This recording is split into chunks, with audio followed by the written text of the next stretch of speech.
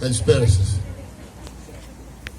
Ο προλαλής σας είναι ο πρόεδρος της Στέγης, είναι ο Παναγιώτης Βελτανησιάν, είναι φιλόλογος και με διδακτορικό στη λαογραφία. Εν πάση περιπτώσει, εγώ ήρθα να σας πω δύο λόγια. Προσπάθησα να είναι όσο πιο συμπυκνωμένα γίνεται για να σας μείνει μια γραμμή. Επειδή περιμένουν πολλοί, επειδή οι εκδηλώσεις είναι πολλές και επειδή οι εκπαιδευτικοί έχουν μια τάση να μιλάνε ώρες, έκανα κάτι απλό. Είναι μετρημένο και γραμμένο.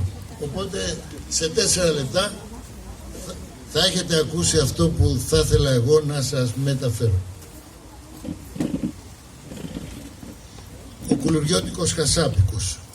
Το λέμε Σαλαμίνα ή Κούλουρη. Προσέξτε, είναι και τα δύο αρχαία ονόματα. Έλεγαν σε πινακίδες Κόλουριν Ναυμάχος.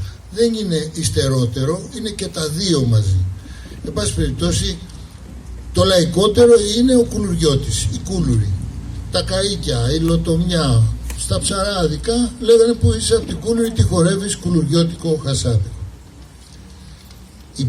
Ακούγομαι καλά.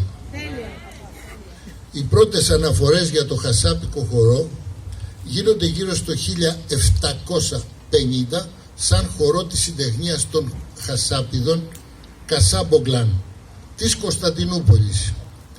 Εκεί τότε ονομαζόταν Αρναούτικος ή ο χορός των Χασάπιδων, που ήταν Έλληνες Μακεδόνες, και αναφέρεται από τους τότε παρατηρητές ότι μάλλον αναπαριστούσαν τις κινήσεις στις φάλαγγες του Μέγα Αλέξανδρου. Μάλιστα έλεγαν και στιχάκια. Προσέξτε, μέσα στην Κωνσταντινούπολη χορευόταν το Πάσχα και τραγούδαν και ελληνικά, γιατί τους έδινε την άδεια ο Σουλτάνος. Πού είναι ο Μέγα Αλέξανδρος, ο Μακεδόνς, που όρισε την οικουμένην ουλήν, και χορεύαν.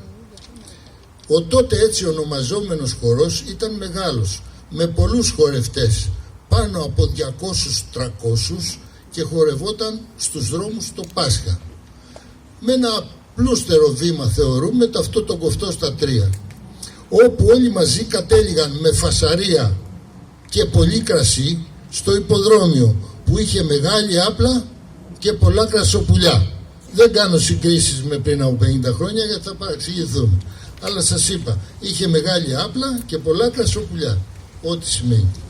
Από εκεί και πέρα ο χασάπικος χορός πήρε το δρόμο σαν σε κύκλο όπου ζούσαν Έλληνες, σε όλη την Ιωνία και τη Σμύρνη.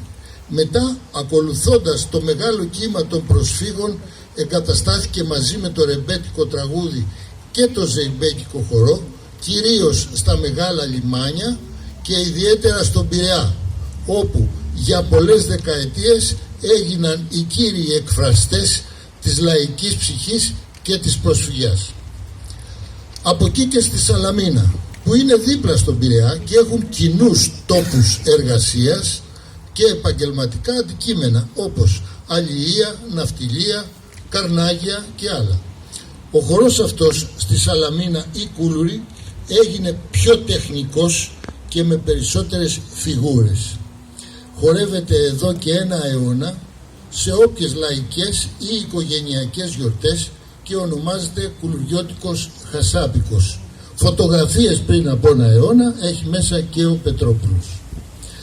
Ο χασάπικος χορός βέβαια άλλαξε, κυρίως για λόγους στενότητας χώρων και περιβάλλοντος, και από χορός του χωριού και της πλατείας, χασαπιές όπως λέγονται, έγινε ο ρεμπέτικος χορός σε ταβερνάκια, τεκέδες, φυλακές, καΐκια, και διαμορφώθηκε από μεγάλο κύκλο σε μικρή ομάδα 3-4 ατόμων. Από ζουρνά και ταούλι πήγε σε μπουζούκια και μπαγλαμάδες, και από χορός χασάπιδων σε χορό των ανθρώπων των λιμανιών, δηλαδή ψαράδες, ναυτικοί, εργάτες του λιμανιού, της βιομηχανίας, των μηχανουργίων κτλ. Από χασάπιδες είναι πια χορός του λιμανιού και της θάλασσας. Συχνά έχουμε μικρές, εκεί που χορεύεται, συχνά έχουμε μικρές παραλλαγές στα βήματα, ανάλογα με τις παρέες των χορευτών που είναι φίλοι και κάνουν πρόβες μαζί. Αυτό όμως δεν αλλάζει το χαρακτήρα του που αποτελεί ενιαίο σύνολο.